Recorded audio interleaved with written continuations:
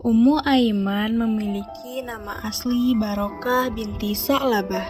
Dia lebih dikenal dengan nama Ummu Aiman. Dia adalah wanita hebat yang mengasuh Rasulullah ketika masih kecil.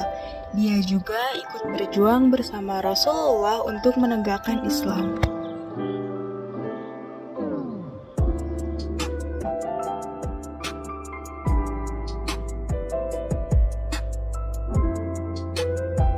Ummu Aiman adalah seorang anak budak milik Abdullah, ayahanda Rasulullah. Dia menyaksikan ketika Rasulullah lahir ke dunia ini.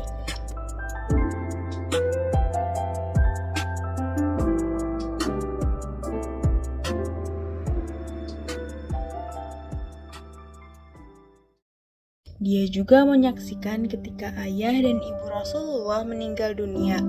Begitu juga ketika kakek Rasulullah meninggal dunia. Sejak Muhammad dikembalikan oleh Halimah selepas masa menyusui selesai, Ummu Aiman lah yang merawat Muhammad kecil. Ketika Muhammad pindah ke tempat pamannya, Ummu Aiman pun ikut serta. Dialah yang menyiapkan segala keperluan Muhammad kecil. Ketika Muhammad menikah dengan Khadijah, kebahagiaan datang kepada Ummu Aiman. Karena pada saat itu Muhammad membebaskan Ummu Aiman menjadi kaum yang merdeka dan membebaskannya dari status budak. Alhamdulillah, Ummu Aiman sangat bersyukur. Ummu Aiman sangat menyayangi Muhammad seperti anaknya sendiri. Dia paham betul sifat-sifat mulia yang dimiliki oleh Muhammad. Oleh karena itu, ketika Muhammad diangkat menjadi Rasul Allah, Ummu Aiman pun percaya dan langsung beriman. Ummu Aiman menikah dengan Ubaid bin Zaid. Dari pernikahan ini lahirlah seorang putra yang diberi nama Aiman. Dari sinilah nama Ummu Aiman berasal. Sayangnya, suami tercintanya meninggal begitu cepat.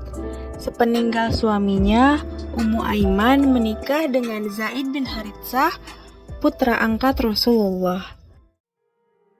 Ketika perlakuan kaum Quraisy makin kejam dan kota Mekah tidak lagi aman, Ummu Aiman termasuk dalam rombongan pertama yang hijrah ke Madinah.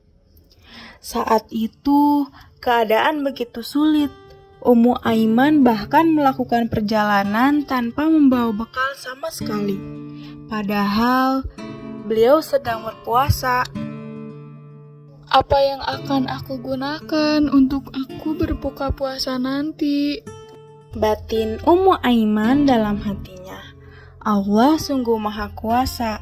Saat tiba waktunya berbuka dan Ummu Aiman tidak memiliki bekal sama sekali, Allah menurunkan air dari langit. Sebuah ember yang terikat dengan tali berwarna putih bersinar menggantung tepat di atas Ummu Aiman. Ummu Aiman minum dari ember tersebut hingga kenyang. Aku tidak pernah merasakan haus lagi setelah itu.